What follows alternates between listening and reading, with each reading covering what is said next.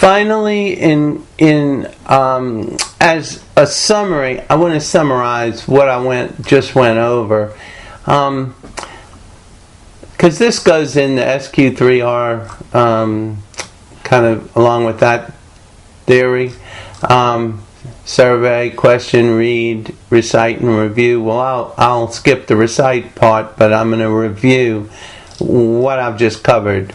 First is leads. I reviewed what I would like to have known about leads just starting out. To me, just knowing the success rate, for instance, of if you get leads, what is your success rate, so that your ego doesn't get deflated, or my ego doesn't get deflated. Next thing is sales techniques. How do I learn how to sell, not really being oriented in sales? So I went over things that I thought were helpful to me in sales techniques, like listening and knowing what product before you even walk in, or knowing product knowledge, whatever. Then I went over starting off. I think I'd recommend getting an agent, paying a professional agent or an experienced agent to go with you on a sale and let them make the whole fee.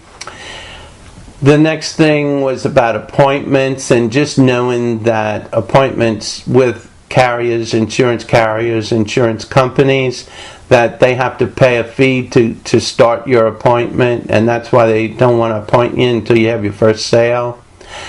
Then I went over training and what is some of the training you will need once you already have your insurance license.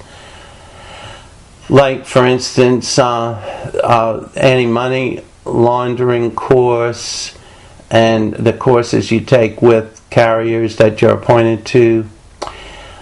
Then the next one was, where do clients come from? Where did I find that my best source of clients came from? Like, for instance, people who know, from leads, from networking group, churches and organizations, direct mail outs. Okay, so that pretty much, that's what I wanted to say about where the clients come from. And lastly, the cost of starting to do insurance sales. I think it would be helpful if you just keep track, have a notebook with you every time you incur an expense or make a payment. It will help you track your expenses. Of course, if you have something like QuickBooks and you list all your expenses professionally, like in QuickBooks or like that, well, that's really the ultimate way to do it, which I didn't even cover in there. So that concludes. That's the 7 topics that I wanted to go over, and I hope this helps you in your pursuit of insurance sales.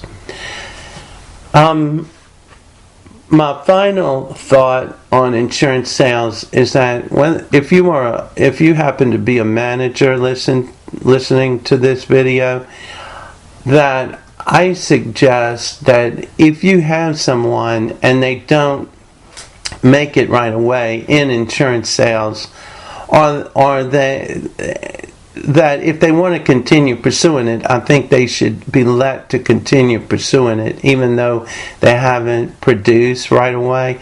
And the other thing is, if it doesn't work out for them, I think that as a manager, you should help those people, or help direct them to something that they would be good in, because I think we need to be concerned about each other and help each other, because sometimes, somebody could be in insurance sales and they could turn out to be not a good salesperson, but they're excellent in teaching insurance, for instance.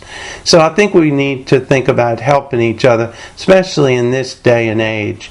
And so that really concludes, since I just reviewed the 7 subjects that I wanted to cover.